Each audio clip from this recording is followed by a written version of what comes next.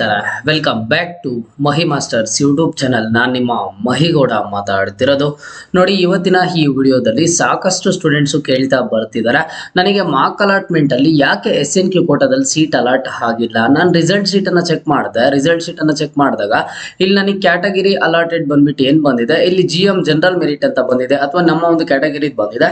ನನ್ನ verification slip ಅಲ್ಲಿ ನೋಡಿದ್ರೆ ನಾನು SNQ ಕೋಟಾಗೆ ಎಲಿಜಿಬಲ್ ಇದ್ದೀನಿ. ಬಟ್ ಯಾಕೆ ಇಲ್ಲಿ ನನಗೆ SNQ ಕೋಟಾ ಅಂಡರ್ ಅಲ್ಲಿ ಸೀಟ್ ಅಲಾಟ್ಮೆಂಟ್ ಆಗಿಲ್ಲ, ಈಗ ಮುಂದೆ ಏನಾದರೂ ನನಗೆ SNQ ಕೋಟಾದಲ್ಲಿ ಆಗುತ್ತಾ ಏನು ಅಂತ ಕೇಳ್ತಿದ್ದಾರೆ. ಅಂಡ್ ಕೆಲವೊಬ್ರು ಯಾರಿಗಾದ್ರೆ ಈಗಾಗಲೇ SNQ ಕೋಟಾದಲ್ಲಿ ಸೀಟ್ ಅಲಾಟ್ಮೆಂಟ್ ಆಗಿದೆ, ಸೊ ಇಂತಹ ಸ್ಟೂಡೆಂಟ್ಸ್ ಫೈನಲ್ ಅಲಾಟ್ಮೆಂಟ್ ಅಲ್ಲೂ ನನಗೆ SNQ ಕೋಟಾದಲ್ಲೇ ಸಿಗುತ್ತಾ ಅಂತ ಕೇಳ್ತಿದ್ದಾರೆ. ಎಲ್ಲದ್ರ ಬಗ್ಗೆನೂ ಕಂಪ್ಲೀಟ್ ಅಪ್ಡೇಟ್ಸ್ ಅನ್ನ ಕೊಡ್ತೀನಿ. ವಿಡಿಯೋ ಖಂಡಿತವಾಗ್ಲೂ ಹೆಲ್ಪ್ ಆಗುತ್ತೆ. ವಿಡಿಯೋನ ಕೊನೆವರೆಗೂ ನೋಡಿ. ಅಂಡ್ ಹಾಗೇನು ಚಾನಲ್ಗೆ ಲೈಕ್ ಸಬ್ಸ್ಕ್ರೈಬ್ ಅನ್ನ ಮಾಡ್ಕೊಳ್ಳಿ.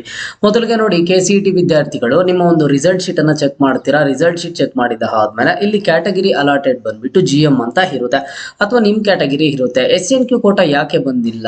ಸಿಂಪಲ್ ರೀಸನ್ ಇಷ್ಟೇ. ಮೊದಲಿಗೆ ನೋಡಿ, SNQ ಕೋಟಾಗೆ ಯಾರೆಲ್ಲ ಎಲಿಜಿಬಲ್ ಇರ್ತಾರೆ, ಬಿಲೋ ಆನ್ಯಲ್ ಇನ್ಕಮ್ ಯಾರ್ದಾದ್ರೆ 8 lakhs ಇರುತ್ತೋ, 8 lakhs ಗಿಂತ ಕಡಿಮೆ ಆನ್ಯಲ್ ಇನ್ಕಮ್ ಇರೋವಂಥವ್ರು ಪ್ರತಿಯೊಬ್ರು SNQ ಕೋಟಾಗೆ ಎಲಿಜಿಬಲ್ ಇರ್ತೀರಾ. ಹೌದು, ನಿಮ್ಮ ಒಂದು ವೆರಿಫಿಕೇಶನ್ ಸ್ಲಿಪ್ ಅಲ್ಲಿ ನೀವು SNQ ಕೋಟಾಗೆ ಎಲಿಜಿಬಲ್ ಇರ್ತೀರಾ. ಬಟ್ ಆದ್ರೆ ನಿಮ್ಗೆ ಇಲ್ಲಿ ಯಾಕೆ SNQ ಕೋಟಾ ಅಂಡರ್ ಅಲ್ಲಿ ಸೀಟ್ ಅಲಾಟ್ಮೆಂಟ್ ಆಗಿಲ್ಲ ಅಂತ ಅಂದ್ರೆ, ಪ್ರತಿ ಕಾಲೇಜಲ್ಲೂ ಕೇವಲ ಒಂದಿಷ್ಟು ಸೀಟ್ಸ್ ಮಾತ್ರನೇ SNQ ಕೋಟಾ ಕೊಡ್ತಾರೆ. ಒಂದು 5% ಸೀಟ್ಸ್ ಅನ್ನ ಕೊಡ್ತಾರೆ ಅಷ್ಟೇ. ಉಳಿದಿರುವಂತಹ ಎಲ್ಲಾ ಸೀಟ್ಸ್ ಅನ್ನು ನಿಮ್ಮ ಒಂದು ಕ್ಯಾಟಗರಿಗೆ ಅಲಾಟ್ಮೆಂಟ್ ಅನ್ನ ಆದ್ರೆ ಮಾಡುವಂತದ್ದು. ನೋಡಿ, ಇಲ್ಲಿ SNQ ಕೋಟಾ ಇಲ್ಲಿ ನಿಮ್ಗೆ ಅಲಾಟ್ ಆಗೋದಿಕ್ಕೂ ನಿಮ್ಗೆ ವೆರಿಫಿಕೇಶನ್ ಸ್ಲಿಪ್ ಅಲ್ಲಿ ಬಂದಿರೋದಿಕ್ಕೂ ಏನೂ ಸಂಬಂಧನೇ ಇಲ್ಲ. ಯಾಕಂತ ಅಂದ್ರೆ ವೆರಿಫಿಕೇಶನ್ ಸ್ಲಿಪ್ ಅಲ್ಲಿ ಬಂದಿರುವಂತದ್ದು ಜಸ್ಟ್ ನೀವು ಎಲಿಜಿಬಲ್ ಇದ್ದೀರಾ ಅಂತ ಅಷ್ಟೇ. ಆ ಎಲಿಜಿಬಲ್ ಇದ್ದೀರಾ ಅಂದಿಷ್ಟು ಮಾತ್ರಕ್ಕೆ ನೀವು ಎಲಿಜಿಬಲ್ ಇದ್ರೆ 100% SNQ ಕೋಟಾದಲ್ಲೇ ಸೀಟ್ ಸಿಗ್ಬೇಕು ಅನ್ನುವಂಥದ್ದು ಏನಿಲ್ಲ. ಪ್ರತಿ ಕಾಲೇಜಲ್ಲೂ ಕೇವಲ ಒಂದಿಷ್ಟು ಸೀಟ್ಸ್ ಅನ್ನ SNQ ಕೋಟಾ ಕೊಡ್ತಾರೆ. ಆ ಒಂದು ಕಾಲೇಜ್ ನಿಮ್ಗೆ ಏನ್ ಸೀಟ್ ಅಲಾಟ್ಮೆಂಟ್ ಆಗಿದೆ ಅದ್ರಲ್ಲಿ ನಿಮ್ಗಿಂತೂ ಬೇರೆ ಸ್ಟೂಡೆಂಟ್ಸ್ ಯಾರೋ ರ್ಯಾಂಕ್ ಚೆನ್ನಾಗಿ ತೆಗ್ದಿರೋರು, ಇಲ್ಲ ಅಂತಂದ್ರೆ ಬೇರೆ ಏನೋ ಇರುತ್ತೆ, ಅವರಿಗೆ ಆ ಒಂದು ಸೀಟ್ ಅನ್ನ ಅಲಾಟ್ಮೆಂಟ್ ಆದ್ರೆ ಮಾಡಿರ್ತಾರೆ. ಓಕೆನಾ? ಸೊ ಈ SNQ quota supernumerary quota ಏನಿದೆ, ಇದಕ್ಕೆ ಬಂದ್ಬಿಟ್ಟು ಸಪರೇಟ್ ಆಗಿ ಎಲ್ಲೂ ಅಪ್ಲೈ ಮಾಡೋ ಅವಶ್ಯಕತೆ ಇಲ್ಲ. ಇಲ್ಲಿ ಕೆಲವೊಬ್ರು ಅದನ್ನು ಯೋಚನೆ ಮಾಡ್ತಾ ಇರ್ತಾರೆ, ನಾನು ಆಪ್ಷನ್ ಎಂಟ್ರಿ ಮಾಡುವಾಗ ಏನಾದ್ರು ಮೆನ್ಷನ್ ಮಾಡಬೇಕಿತ್ತೇನೋ ಅಂತ ಹೇಳಿ. ಯಾವುದೇ ತರದ ಆಪ್ಷನ್ಸ್ ಇಲ್ಲ. SNQ ಕೋಟಾದಲ್ಲಿ ನಿಮಗೆ ಸೀಟ್ ಅಲಾಟ್ಮೆಂಟ್ ಆಗಿಲ್ಲ ಅಂತ ಅಂದ್ರೆ ಸೊ ಏನು ಮಾಡೋದಕ್ಕೆ ಆಗಲ್ಲ.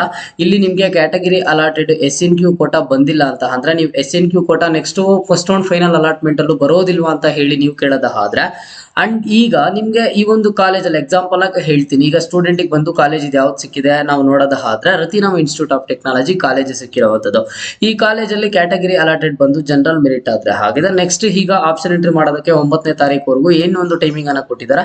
ಈ ಒಂದು ಟೈಮ್ ಅಲ್ಲಿ ಈ ಒಂದು ಸ್ಟೂಡೆಂಟ್ ಸಾಕಷ್ಟು ಚೇಂಜಸ್ ಅನ್ನ ಮಾಡಿರ್ತಾರೆ. ಸಾಕಷ್ಟು ಚೇಂಜಸ್ ಮಾಡಿದ ಆದ್ಮೇಲೆ next first round final allotment result ಅಲ್ಲೂ ಈಗ ಬೇರೆ ಕಾಲೇಜ್ ಸಿಕ್ಕಿ ಬೇರೆ ಕಾಲೇಜಲ್ಲಿ SNQ ಕೋಟಾ ಸಿಗಲ್ವಾ ಅಂತಂದ್ರೆ ಪಾಸಿಬಲ್ ಇದೆ, ಚಾನ್ಸಸ್ ಇದೆ. ನಿಮ್ಗೆ ಈ ರತಿನಾಮ್ ಇನ್ಸ್ಟಿಟ್ಯೂಟ್ ಆಫ್ ಟೆಕ್ನಾಲಜಿನೇ ಮತ್ತೆ ಸಿಕ್ಕಿದ್ರೆ ಇಲ್ಲಿ ಕ್ಯಾಟಗರಿ ಅಲಾಟೆಡ್ ಜನರಲ್ ಮೆರಿಟೇ ಬರ್ಬೋದು. ಅಕಸ್ಮಾತ್ ಆಗಿ ಬೇರೆ ಕಾಲೇಜ್ ಸಿಕ್ತು ಅಂತ ಅಂದ್ರೆ ಅಲ್ಲಿ ನಿಮ್ಗೆ SNQ ಕೋಟಾದಲ್ಲಿ ಸಿಗುವಂತಹ ಪಾಸಿಬಿಲಿಟೀಸ್ ಸಹ ಇರುತ್ತೆ. ಓಕೆನಾ? ಸೊ ಈ SNQ ಕೋಟಾ ನೀವು ಯಾವ ರೀತಿ ಥಿಂಕ್ ಮಾಡಬೇಕು, ಇದು ಕಂಪ್ಲೀಟ್ಲಿ ಲಕ್ ಬೇಸಿಸ್ ಅಂತಾನೆ ಥಿಂಕ್ ಮಾಡಬೇಕು. ಯಾಕಂತ ಅಂದ್ರೆ ರಿಸಲ್ಟ್ ಚೆಕ್ ಮಾಡಿದಾಗ ಕ್ಯಾಟಗರಿ ಅಲಾಟೆಡ್ ಅಲ್ಲಿ SNQ ಅಂತ ಏನಾದ್ರು ಬಂದಿದ್ರೆ ಅಲ್ಲಿ ನಿಮಗೆ ಬಂದ್ಬಿಟ್ಟು SNQ ಕೋಟಾದಲ್ಲಿ ಫೀಸ್ ತುಂಬಾ ಕಡಿಮೆ ಇರುತ್ತೆ ಅಂತ ಹೇಳಿ ನಿಮ್ಗೆಲ್ಲ ಗೊತ್ತು, ಅದರ ಬೆನಿಫಿಟ್ಸ್ ಏನಿದಾವೆ ಅಂತ ಗೊತ್ತು. ಹಾಗಾಗಿ ನೀವು SNQ ಕೋಟಾ ಬಗ್ಗೆ ಹೇಳ್ತಿದ್ದೀರಾ. ಅಲ್ಲಿ ನಿಮ್ಗೆ SNQ ಕೋಟಾ ಅಂತ ಬಂದ್ರೆ ನೆಕ್ಸ್ಟ್ ನೀವು ಅಡ್ಮಿಷನ್ ಅನ್ನ ತಗೋಬಹುದು ಆಗಿರುತ್ತೆ. ಓಕೆನಾ? ಅಂಡ್ ಈಗ ಸರ್ ನಾನೀಗ ಮಾರ್ಕ್ ಅಲಾಟ್ಮೆಂಟ್ ರಿಸಲ್ಟ್ ಅಲ್ಲಿ ನನಗೆ ಕ್ಯಾಟಗರಿ ಅಲಾಟೆಡ್ SNQ ಅಂತ ಬಂದಿದೆ, ನನಗೆ ಈ ಕಾಲೇಜು ತುಂಬಾ ಸ್ಯಾಟಿಸ್ಫೈ ಇದೆ, ನನಗೆ SNQ ಸೀಟ್ ಸಿಕ್ಕಿದ್ರೆ ಸಾಕು, ನನಗೆ ಫಸ್ಟ್ ರೌಂಡ್ ಫೈನಲ್ ಅಲಾಟ್ಮೆಂಟ್ ಅಲ್ಲೂ ಅದೇ ಸಿಗುತ್ತಾ ಅಂತಂದ್ರೆ ಹೌದು, ಅದೇ ಸಿಗುತ್ತೆ. ಜಸ್ಟ್ ನೀವೇನ್ ಮಾಡ್ಬೇಕು, ಈಗ ಆಪ್ಷನ್ ಎಂಟ್ರಿ ಮಾಡೋದಕ್ಕೆ ಏನ್ ಟೈಮ್ ಅನ್ನ ಕೊಟ್ಟಿದ್ದಾರೆ, ಈ ಒಂದು ಟೈಮ್ ಅಲ್ಲಿ ಏನು ಚೇಂಜಸ್ ಮಾಡಿಲ್ಲ ಅಂತ ಅಂದ್ರೆ 99% ಅದೇ ಒಂದು ಕಾಲೇಜಲ್ಲಿ ನಿಮಗೆ ಸೀಟ್ ಆದ್ರೆ ಸಿಗುತ್ತೆ. 100% ಆಗಿ ಸಿಗ್ಬೇಕು ಅಂತ ಅಂದ್ರೆ ಸಿಂಪಲ್ ಒಂದು ಕೆಲಸ ಮಾಡಿ. ಈಗ ನಾನೊಂದು 10 ಕಾಲೇಜಸ್ ಅನ್ನ ಹ್ಯಾಡ್ ಮಾಡಿದ್ದೀನಿ ಅಂತ ಅನ್ಕೊಳ್ಳಿ. ಎಕ್ಸಾಂಪಲ್ ನಂದೇ ಕೊಡ್ತೀನಿ. ಒಂದು 10 ಕಾಲೇಜಸ್ ಅನ್ನ ಹ್ಯಾಡ್ ಮಾಡಿದೆ ಆಪ್ಷನ್ ಎಂಟ್ರಿಗೆ. ಆ 10 ಕಾಲೇಜಸ್ ಅಲ್ಲಿ ನನಗೆ ಮಾರ್ಕ್ ಅಲಾಟ್ಮೆಂಟ್ ರಿಸಲ್ಟ್ ಅಲ್ಲಿ ಬಂದ್ಬಿಟ್ಟು ಪ್ರಿಯಾರಿಟಿ ನಂಬರ್ 5 ಕೊಟ್ಟಿರುವಂತ ಕಾಲೇಜಲ್ಲಿ ನನಗೆ ಸೀಟ್ ಅಲಾಟ್ಮೆಂಟ್ ಆಗಿದೆ. ಆ ಒಂದು ಕಾಲೇಜ್ ಬಂದ್ಬಿಟ್ಟು ನನಗೆ ಕ್ಯಾಟಗರಿ ಅಲಾಟೆಡ್ SNQ ಕೋಟಾದಲ್ಲಿ ಸಿಕ್ಕಿದೆ. ನನಗೆ ಕಾಲೇಜು ಓಕೆ ಇದೆ, SNQ ಕೋಟಾನು ಓಕೆ ಇದೆ. ನಾನು ಇದೇ ಒಂದು ಕಾಲೇಜ್ ನನಗೆ ಫಸ್ಟ್ ರೌಂಡ್ ಫೈನಲ್ ಅಲಾಟ್ಮೆಂಟ್ ಅಲ್ಲಿ ಸಿಗಬೇಕು ಅಂತ ಆದ್ರೆ ನಾನು ಏನ್ ಮಾಡ್ತೀನಿ, ಪ್ರಿಯಾರಿಟಿ ನಂಬರ್ 5 ಕೊಟ್ಟಿರುವಂತ ಕಾಲೇಜ್ಗೆ ಪ್ರಿಯಾರಿಟಿ ನಂಬರ್ 1 ಅಂತ ಕೊಡ್ತೀನಿ. ಅವಾಗ 100% ಆಗಿ ನನಗೆ ಸೀಟ್ ಅಲಾಟ್ಮೆಂಟ್ ಆಗುತ್ತೆ. ಅಥವಾ ನಾನು ಏನು ಚೇಂಜಸ್ ಡಿಸ್ಕಸ್ಸೇ ಮಾಡಲ್ಲ ಆ ಒಂದು ಟೈಮಲ್ಲೂ ಸಹ ಮೋಸ್ಟ್ ಆಫ್ ದಿ ಟೈಮು ಅದೇ ಒಂದು ಸೀಟ್ ಅಲಾಟ್ಮೆಂಟ್ ಆದರೆ ಆಗುತ್ತೆ.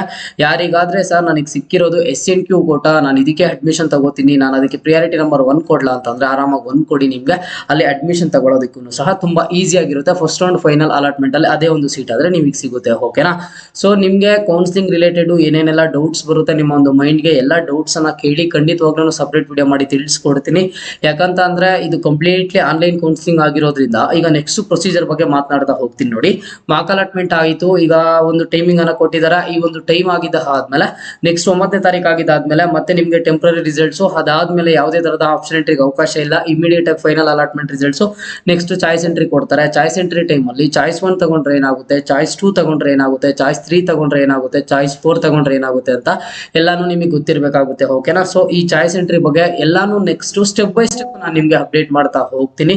ಖಂಡಿತವಾಗ್ಲೂ ವಿಡಿಯೋ ಹೆಲ್ಪ್ ಆಯ್ತು ಅಂತ ನಾನು ಅನ್ಕೊಂಡಿದ್ದೀನಿ. ಹೆಲ್ಪ್ ಆಗಿದ್ರೆ ಪ್ರತಿಯೊಬ್ಬರು ಲೈಕ್ ಸಬ್ಸ್ಕ್ರೈಬ್ ಅನ್ನ ಮಾಡ್ಕೊಳ್ಳಿ. ಫರ್ದರ್ ಎಲ್ಲ ಅಪ್ಡೇಟ್ ಸಿಗ್ತಾ ಇರುತ್ತೆ.